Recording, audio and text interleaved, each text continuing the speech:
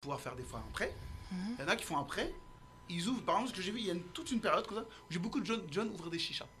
Ah, ça, c'est m'énerve. Excuse-moi. Alors, attention. Ça m'énerve. Non, mais faut faire aussi le chicha. Moi, si j'ouvre une chicha, je vais au Maroc. Non, pas Là, ça marche bien au Maroc. Hein. Non, Alors. tu fais quoi? Tu fais chicha au coin du truc. Et après, tu mets un petit grec, ça marche bien. Alors, je vais te Ah, dire un quoi? truc.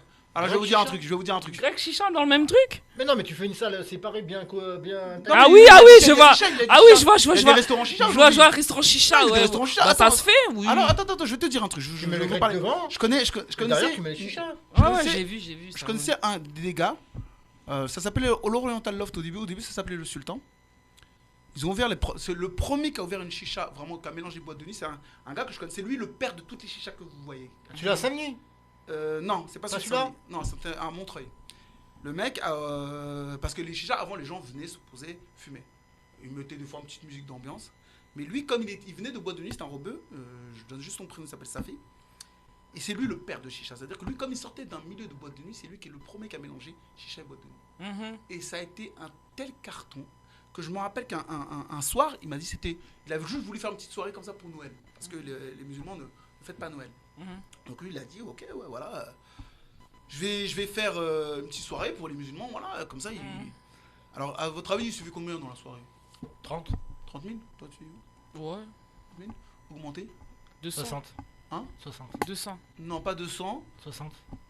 Continue, augmente un 70, peu. 70. 65. 75. Bon, presque. 85. Non, 76. Ah, 76. 76 000 euros en une soirée. Ça va? Tu vois.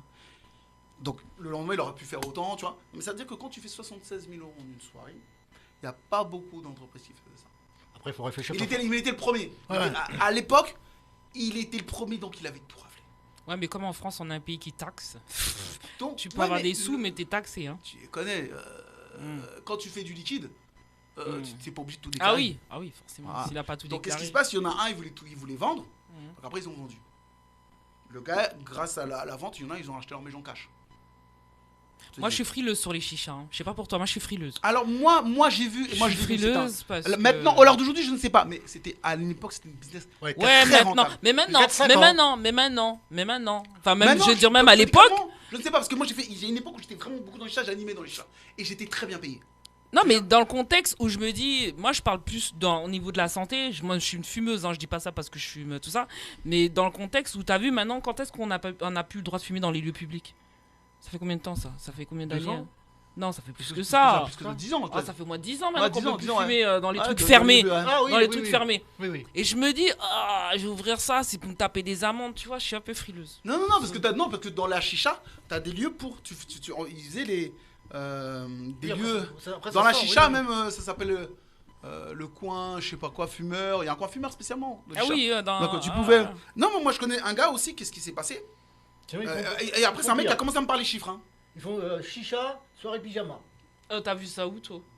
Ah, ça, je connais pas. T'es sérieux là? Ah bah oui. Mais moi, Lui, il est dans des trucs, Franck! ah, je connaissais pas. En Raconte-nous. Amérique, ils font ça, mon gars. Ah, en Amérique, après, je sais pas. Mais ici? Moi, Ah je parle si, ici. ça marche un petit peu. Ah bah t'as été, toi? Moi, je vais te parler d'expérience Hein que j'ai. Moi, je vais te parler des. Si t'as été, tu nous le dis, hein, parce Ah, que. faut donner les plans. Faut donner les plans, parce que je connaissais Alors, pas Chicha Pyjama. Moi, je vais vous donner un exemple de quelqu'un qui m'avait donné Ah des bon chiffres. Il m'a dit que quand il a ouvert sa société, parce que souvent les jeunes, ce qu'ils faisaient, c'était très intelligent, ils s'associaient. C'est-à-dire Ouais. que toi, par exemple, tu fais un crédit à la conso Ouais. de 30 000 euros. Mm. Mais il y en a un, il va faire un crédit à la conso de 30 000 euros. L'autre va faire un crédit à la conso. Vous avez 90 000 euros.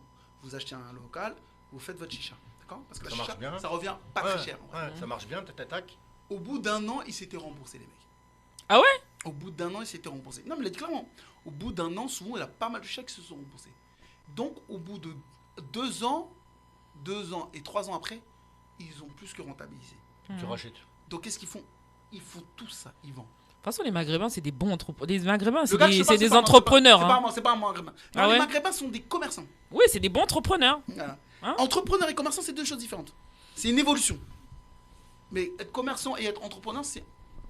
Ils commencent souvent entrepreneurs avant d'être commerçants, les Maghrébins, je trouve. Et pourquoi Je t'as trouve. pas fait ça, toi? Hein? Pourquoi t'as pas fait ça, toi? Si, j'ai fait ça avec le poulet. Non, Le mais- poulet, c'était la même stratégie. Ouais. Quand j'ai commencé le poulet. Non, mais une le poulet, chicha, je te parle. Pourquoi t'as Une pas chicha ouvert t'as pas ouvert une chicha, toi? Parce que il faut que ton business te ressemble. T'allais faire les chikweng. Les saka. Attends.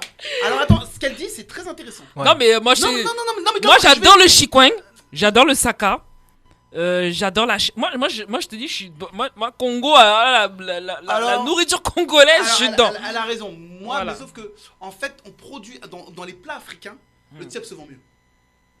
Comment ça, le chip se vend Le mieux? tiep se vend mieux, c'est-à-dire qu'on a. Parce que essayé- c'est. Non, c'est parce que c'était. Attends, c'est pas que ça vend mieux, c'est parce que c'était les premiers qui ont tenté, qui ont essayé. C'est-à-dire que, tu vois, quand tu as un lieu pour tester, justement, on testait. Ça vient un peu après le fumwa ou la chikwang, le saka, tout ça.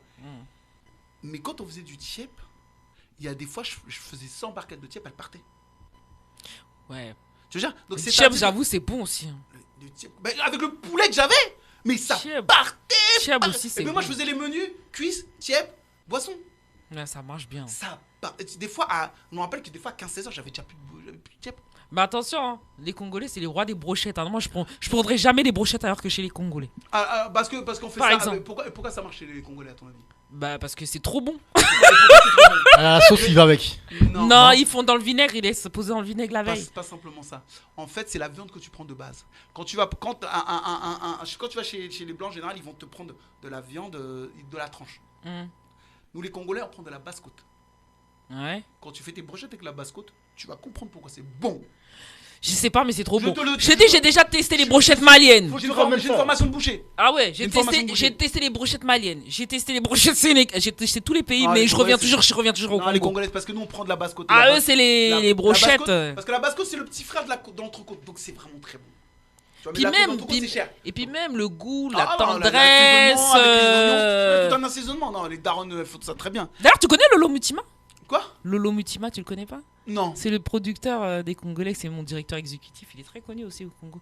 C'était D'accord. l'ancien producteur de King Kester et Ménéa. C'est mon, Ah ouais, tu vas ramener le petit tester.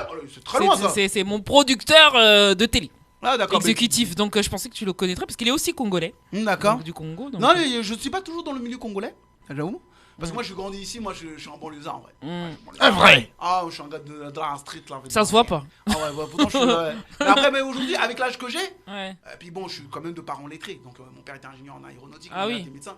Donc, ce qui se passe, c'est que moi, mais je suis un banlieue, j'ai grandi en banlieue. D'accord. Donc, en grandissant en banlieue, le milieu congolais et les banlieusards, des fois, quand ça se mélange, c'est pas toujours des fois des très bons mélanges. Ouais. C'est pas la même mentalité en fait. Tu vois. Après, quand tu as quelqu'un comme lui, par contre, qui est entrepreneur, en général, après, ça se marie bien. Mais même quand tu es entrepreneur, ça se mélange pas trop, en fait, malheureusement. Donc voilà. Mais c'est bien d'avoir des entrepreneurs comme ça. Mais un truc qui me tente beaucoup, c'est le stylisme, tiens. Alors, le C'est, stylisme. le il faut- stylisme, mais je te dis stylisme, mais attention, plutôt créatrice, parce que je coupe pas, je dessine pas. C'est plutôt créatrice. Il y a un truc qui me tente, c'est faire une marque qui s'appellerait le nom de ma marque, tu vois, la femme du Nil. Très bien. La femme du Nil. Et ce serait plutôt, tu sais, des tenues qui ressemblent très à l'Afrique de l'Est, mais mélangées à l'Afrique de l'Ouest, mais plutôt Yoruba, Nigeria, Bénin, D'accord. qui sont partie de mes cultures ethniques, en fait. Alors, c'est très intéressant ce que tu viens Voilà. de dire. Parce que quand j'ai repris mon émission ici, à un moment, j'ai pris une chroniqueuse qui s'appelait Lee. Et qui était vraiment. Elle faisait écrire. Elle faisait comment dire ça? Elle faisait des vêtements aussi. était Non, dans la mode. elle voulait être modèle, tu vois. Ah, Mais modèle. elle faisait les chroniques manga. Qui? Lee, elle faisait les chroniques manga. Oui. Mais elle était. Elle s'intéressait beaucoup à la mode. Elle m'a amené pas mal de créateurs. Et j'ai commencé à T'intéresser. à connaître un peu la mode. J'ai eu un chroniqueur mode ici qu'elle m'avait présenté, qui est venu, qui a parlé de la mode, l'histoire de la mode et tout ça. Et les chroniques mode marchaient bien. Et quand j'ai commencé, on m'a donné un lieu, un 4 étoiles à programmer, j'ai commencé à programmer de la mode là-bas. C'est bien ça. Et au début, bon, parce que c'était le problème, c'est que dans les premiers événements, il y avait du monde, mais les gens consommaient pas, donc ça posait un problème. Au lieu, il me disait, il faut que les gens consomment plus. Mais ça va, ils étaient prêts à tenir sur la durée, c'est ça qui était intéressant. Et à la fin, mon dernier événement, c'était une Congolaise, une Brazzavilloise, qui a fait un événement